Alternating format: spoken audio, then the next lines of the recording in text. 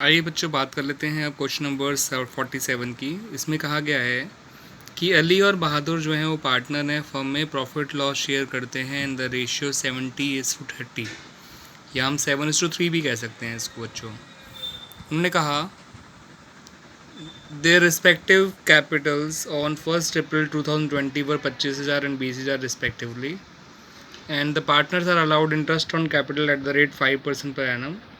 Drawing of the partner during the year were ₹3500 and 2500। Drawing दे रखी है but interest on drawing के बारे में कोई एक्सप्लेनेशन नहीं है, कुछ मांगा नहीं गया है। Profit for the year before allowing interest on capital and annual salary of Bahadur eight the rate ₹3,000 was ₹40,000। इस लाइन का मतलब ये है कि जो प्रॉफिट है 40,000, ये इंटरेस्ट ऑन कैपिटल देने से पहले और एनुअल सैलरी ऑफ बहादुर देने से पहले है। 3,000 एनुअल सैलरी ऑफ बहादुर है, ध्यान रखिएगा, और net profit for the year was 40,000।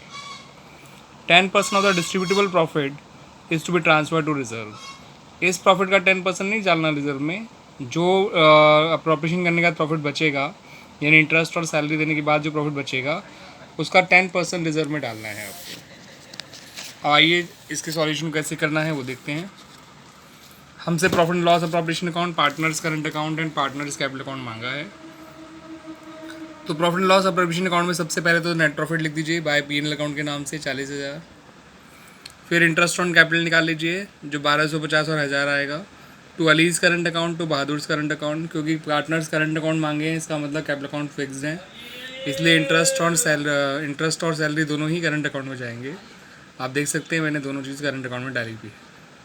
To Bahadur current account करके सैलरी लिख दी उसकी। अब ये रिजर्व कैसे निकाला मैं आपको बता देता हूँ। 40,000 में से मैंने ये माइनस कर दिए ये तीनों चीज़ें, 3,000, 4,000, 5,000, 250, तो 34,750 बचा। उसका 10% निकाल लिया, 3475 आ गया। अब 34,750 में से 3475 और माइनस कर दिया तो 31,275 आ जाएगा। उसको बांटेंगे 70:30 या 7:3 के रेशियो में, तो ये अमाउंट आ जाएगी। 9383 बहादुर का आ जाएगा करंट अकाउंट में डिजिटल प्रॉफिट, और 21,892 जो है अली के करंट अकाउंट में आ जाएगा एज डिविजिबल प्रॉफिट। और इस तरह से P&L प्रोविजन अकाउंट कंप्लीट हो जाएगा बच्चों। फिर हम बात करें इसके जो है पार्टनर्स कैपिटल अकाउंट की। तो कैपिटल अकाउंट में देखिए क्या आ सकता है, जो पार्टनर्स कैपिटल अकाउंट फिक्स्ड होते हैं तो opening capital, additional capital, capital withdrawn और क्लोजिंग कैपिटल आया करते हैं। इस क्वेश्चन में कहीं भी कैपिटल विड्रॉन और एडिशनल कैपिटल है ही नहीं, तो जो ओपनिंग कैपिटल है बाय बैलेंस ब्रॉट डाउन, उसी को टू बैलेंस कैरेट डाउन लिख दिया गया और पार्टनर्स कैपिटल अकाउंट कंप्लीट हो गया। बात करें करंट अकाउंट की, तो करंट अकाउंट का अपना कोई बैलेंस नहीं दे रखा था, लेकिन करंट अकाउंट की शुरुआत करेंगे जो P&L प्रोपरेशन से आई हुई चीज़ें उनसे। तो by P&L appropriation account that is interest on capital, by P&L appropriation account that is salary, by P&L appropriation account that is that is divisible profit. To drawings question में दे रखी थी वो लिख ली, 3500 और 2500, और क्लोजिंग बैलेंस निकाल लिया 19,642 एंड 10,883। इस तरह से क्लोजिंग बैलेंसेज आ गए ऑफ करंट अकाउंट। तो देखिए बच्चों इन्होंने वैसे कुछ नहीं कहा था कि कैपिटल अकाउंट फिक्स्ड है, लेकिन अगर वो पार्टनर्स करंट अकाउंट आपसे मांग रहे हैं तो automatically it is understood that the capital account of the partners are fixed.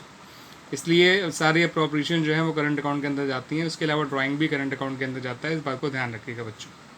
Thank you बच्चों।